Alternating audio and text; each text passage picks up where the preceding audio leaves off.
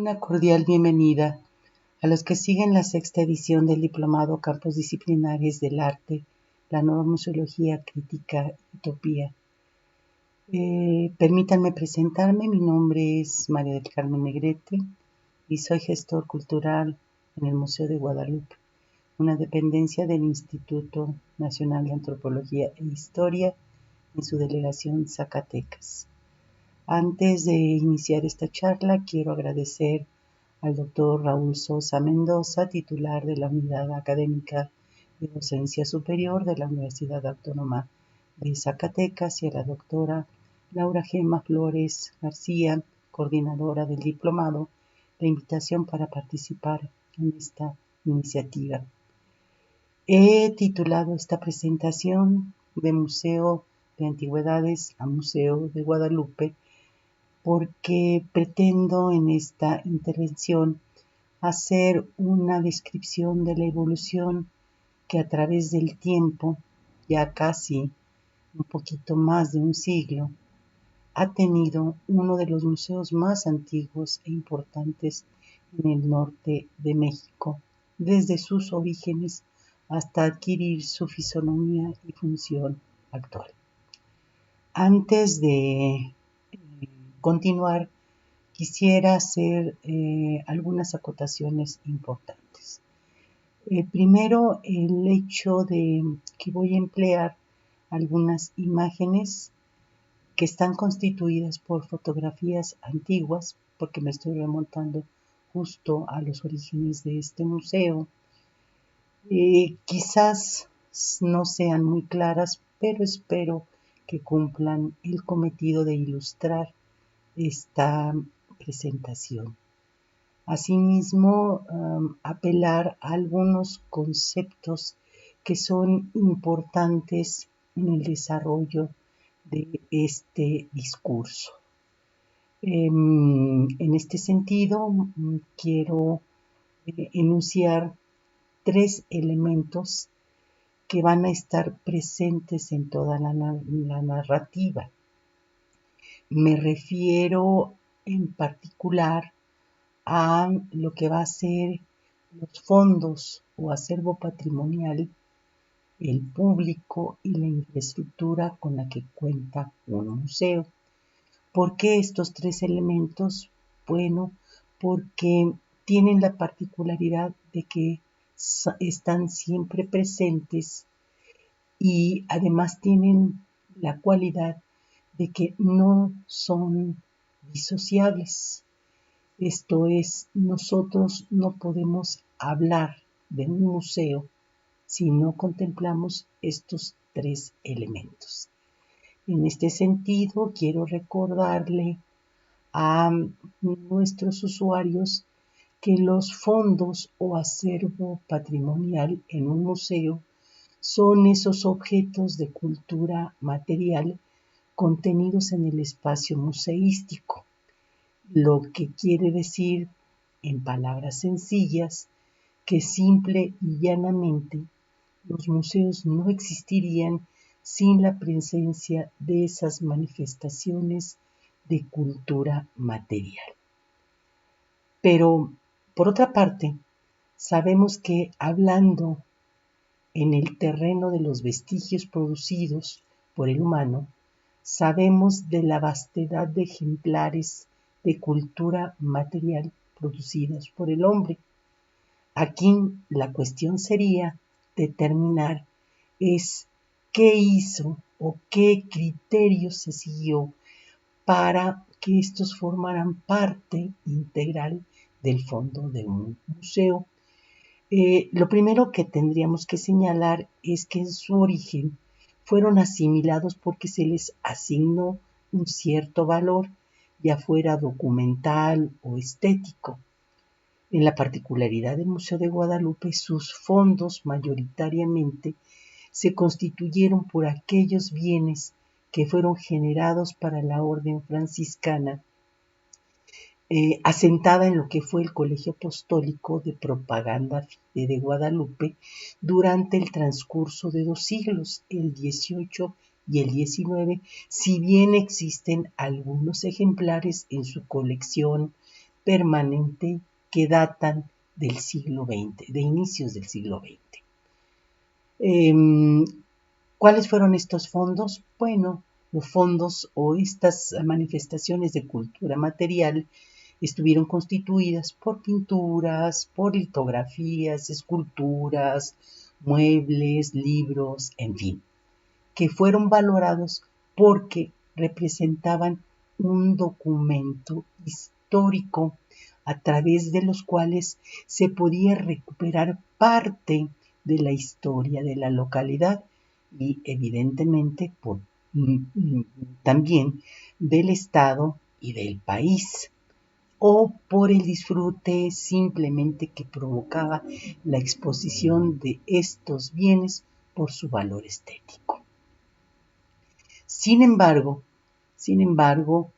aquí tenemos que aclarar que van a ser las leyes las que los van a hacer importantes, porque los van a distinguir por encima del resto de vestigios de cultura material para ser parte de esos fondos, como ocurrió con el Museo de Guadalupe. En el año de 1917, siendo presidente de México, don Venustiano Carranza, va a emitir una política pública que consiste en la creación de la figura de inspector local honorario y conservador de monumentos artísticos, adjudicando ese nombramiento a exalumnos de la Academia de San Carlos. Para Zacatecas, designó al pintor Manuel Pastrana para realizar un inventario de los bienes patrimoniales contenidos en el edificio del que fuera el Colegio Apostólico de Propaganda Fide de Nuestra Señora de Guadalupe, que era el nombre oficial que este recinto tuvo. En ese mismo año es creado en dicho inmueble el Museo de Antigüedades del Exconvento de Guadalupe por el gobierno local y es nombrado como su director el propio pintor Manuel Pastrana.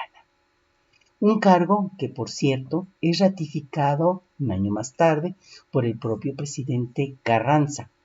De esta manera surge el primer museo en el estado de Zacatecas. En este momento vamos a ver una fotografía en donde se observa una panorámica exterior de gran parte de lo que fue el edificio que ocupó el Colegio Apostólico. La fotografía data de la segunda década del siglo XX y a pesar de ello es importante hacer notar el carácter rural del paisaje. Lo anterior viene a colación porque ya establecido el Museo de Antigüedades, debemos de suponer que el público o los públicos que van a acceder a este Museo de Antigüedades, pues va a ser la escasa población que vive en los alrededores. En la siguiente imagen, por otra parte, se aprecia una vista, pero ahora desde el interior de su gran atrio, en donde resalta el templo dedicado a Nuestra Señora de Guadalupe, que es el lugar por donde inicia la gran empresa constructiva de lo que será finalmente el Colegio Apostólico. Y en la sección más a la derecha ubicamos lo que fue la portería del convento, delimitada por su arcada, que por cierto fue la última parada de las peregrinaciones que llegaban durante las celebraciones religiosas llevadas a cabo justamente ahí en el santuario. Cuando este inmueble se convierte en el Museo de Antigüedades, se cierran los accesos para dar protección tanto al edificio propiamente dicho como a los bienes patrimoniales. Justo en el último arco que está a la izquierda, la puerta de acceso a lo que fue el recién fundado Museo de Antigüedades.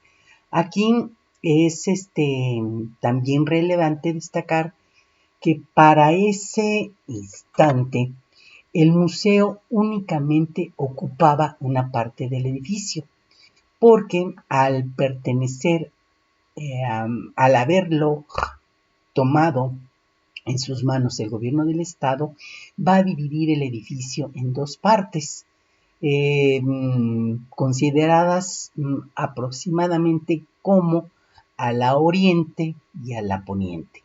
Justamente en el lado oriente va a estar ubicado el Museo de las Antigüedades, esto es, la parte constituida por la portería, la capilla anexa, la capilla abierta, el claustro bajo o claustro de San Francisco, por contener un conjunto de pinturas alusivas a la vida de San Francisco, la escalera grande o escalera de San Miguel y el claustro alto o claustro de la Pasión, denominado de esta manera porque al igual que el bajo, este contiene un conjunto de pinturas alusivas a la Pasión de Cristo.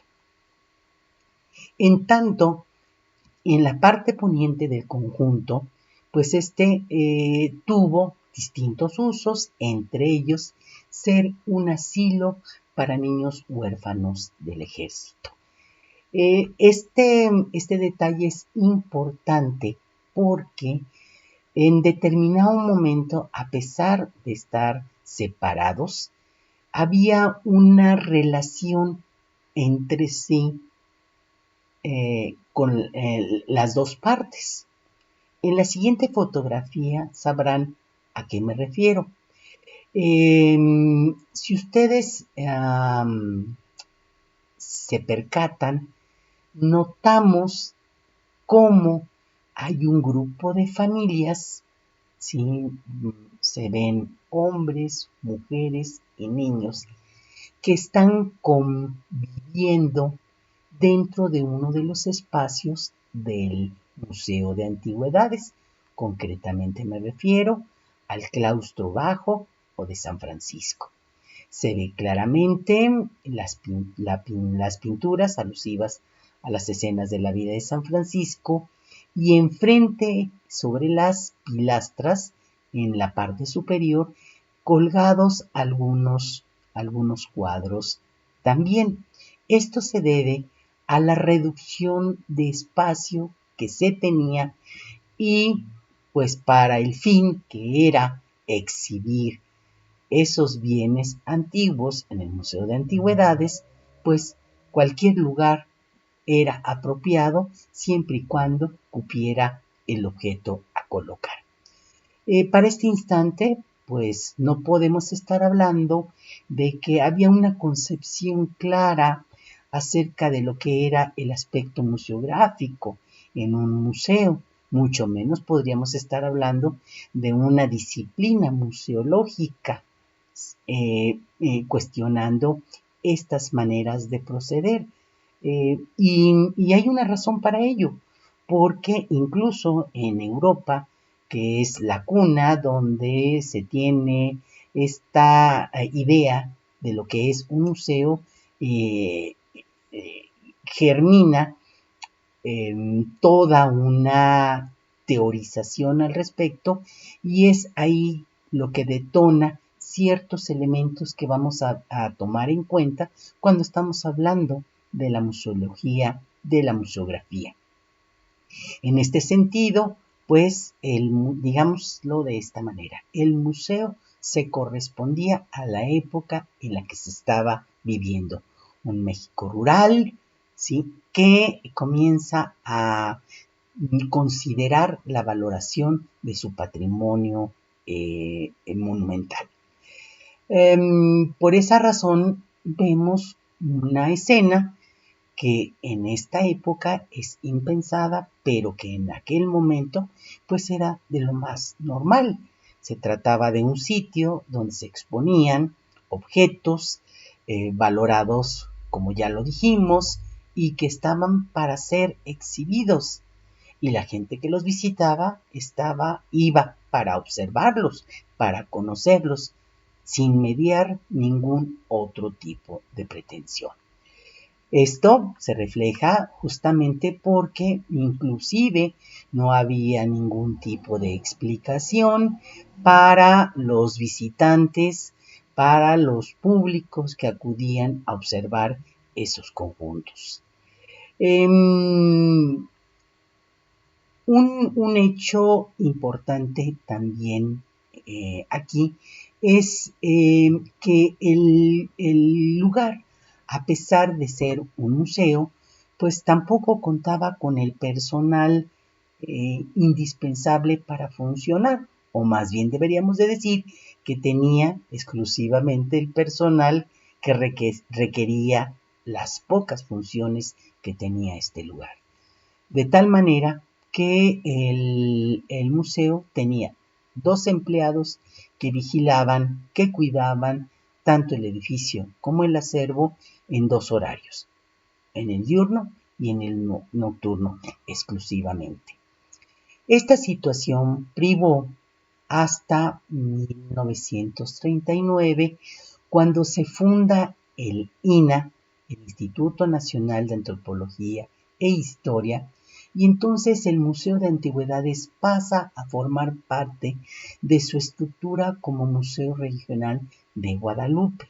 Sí, efectivamente, bajo esta rectoría hay cambios que se van a empezar a ocurrir, como es, para empezar, el incremento de su acervo patrimonial con obras traídas de otros conventos zacatecanos, como es el caso del Monumental San Cristóbal, un óleo sobre tela realizado por el pintor Nicolás Rodríguez Juárez, que fue traído del convento de San Agustín en Zacatecas.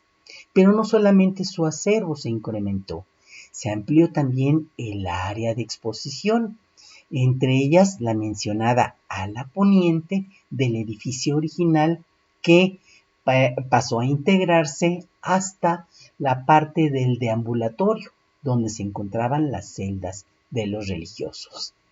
Asimismo, durante esta época se le dota a la obra de cédulas individuales de obra, donde se incluye información relativa al tema que está el observador viendo en la obra.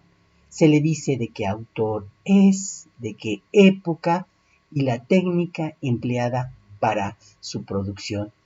Esto, de alguna manera, empieza a cumplir la función informativa que tiene el museo frente a sus públicos, así sea de manera mínima, porque finalmente, pues, el objetivo primario, que era ser un museo de antigüedades, se cumplió en la primera etapa, y ya en la segunda comienza a haber una cierta satisfacción de información que pudo haber partido de necesidades expresas de los públicos que ahora tienen acceso.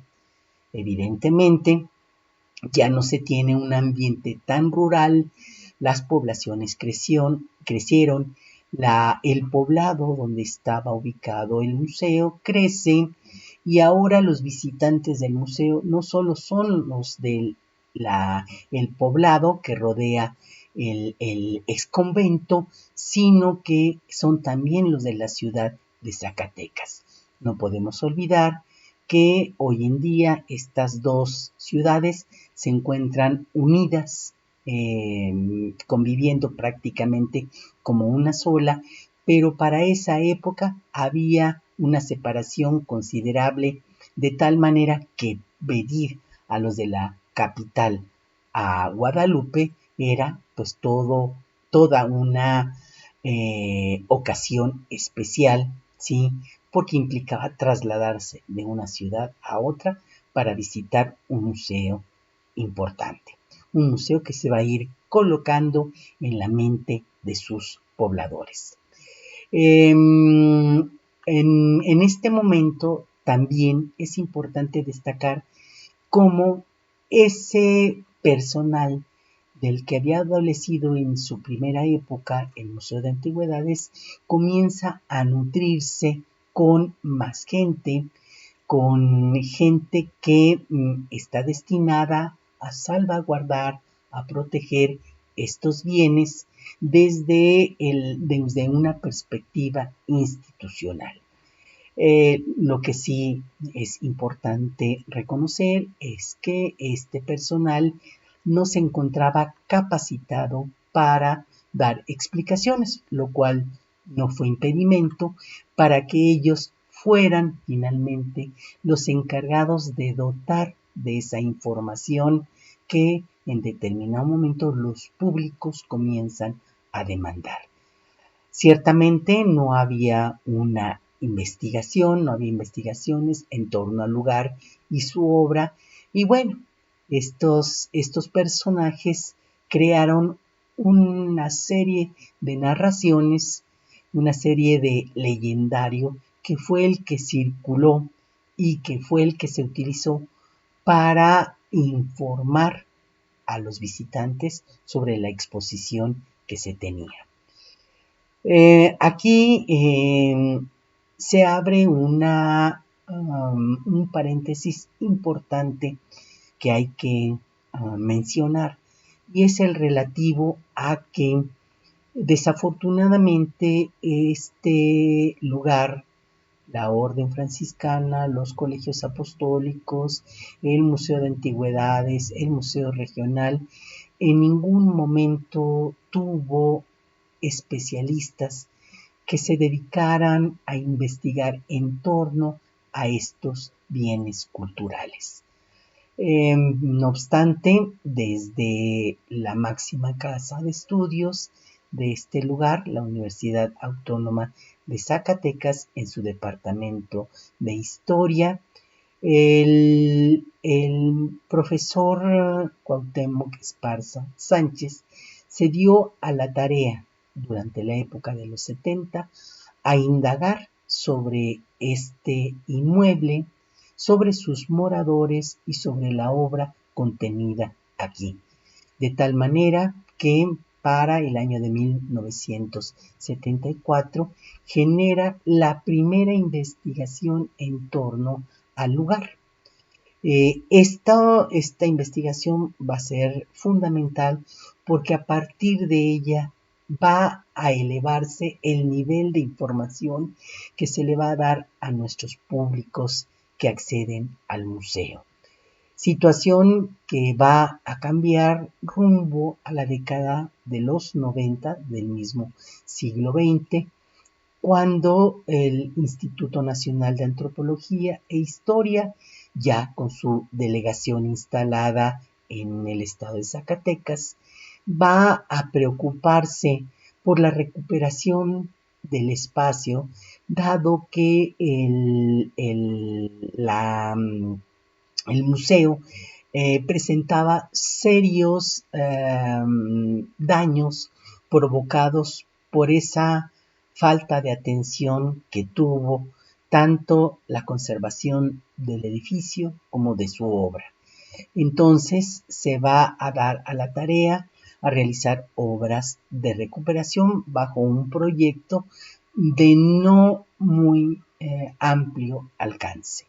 Algo que sí sucedió en las inmediaciones del siglo XXI, cuando se gesta un proyecto transformador con el que se va a intentar darle un sustento académico investigativo al lugar. Para este momento se reúne a un grupo de profesionales especialistas en el arte, en la historia, que van a conjuntar un trabajo para generar por vez primera un guión científico para el Museo de Guadalupe. Es en esta década cuando asume la siguiente nomenclatura. De esta manera, estos profesionales encabezados por Consuelo Maquíbar, Rogelio Ruiz Gomar y en lo local Violeta Tabizón, se van a dar a la tarea de realizar esta investigación y obtener finalmente el guión científico. Logrado esto, el siguiente paso a dar es generar el guión museográfico y es el momento en el que se toma la determinación de darle la nueva fisonomía al Museo de Guadalupe, y es en dos vertientes. Uno como museo de sitio, museo histórico, y otra vertiente como pinacoteca, que van a ser los dos ejes fundamentales que van a sustentar mucho del funcionamiento posterior de este museo.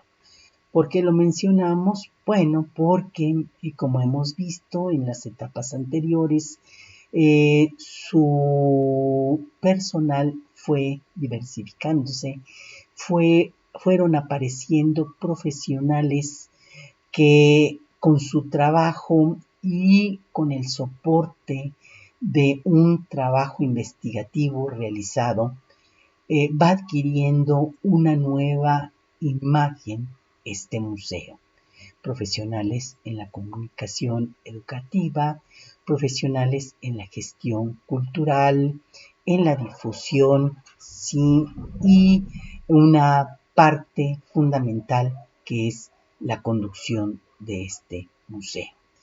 De tal manera que para este momento podemos asegurar que el Museo de Guadalupe, bajo el sustento de la realización de su guión científico, pueden generarse diferentes alternativas, tanto en el trabajo de difusión, como de la gestión cultural, como de la comunicación educativa. Esta descripción a la que hemos llegado y que está a punto de concluir, nos hace percibir cómo es importante mantenernos al día en esos avances que van teniendo los espacios museográficos si nos aplicamos en un lugar como él, porque abre la posibilidad a buscar alternativas como en su momento los primeros encargados de proteger el acervo patrimonial fueron creando historias alrededor de esta obra, provocando el interés de los visitantes, y fue su presencia consuetudinaria lo que hizo que se mantuviera en la mente y en el gusto de los visitantes.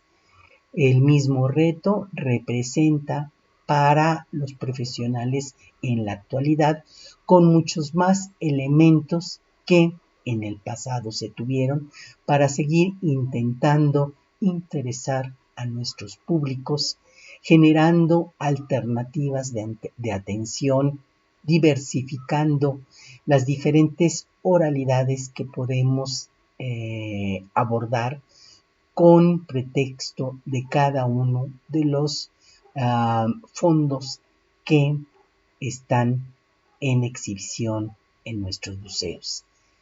Espero que esta participación haya sido lo suficientemente clara para mostrar la percepción que tenemos sobre lo que es el tema museológico desde una perspectiva crítica y también utópica, porque finalmente, pues hay que soñar para poder hacer a veces las cosas. Les agradezco la atención que sirvieron a esta presentación.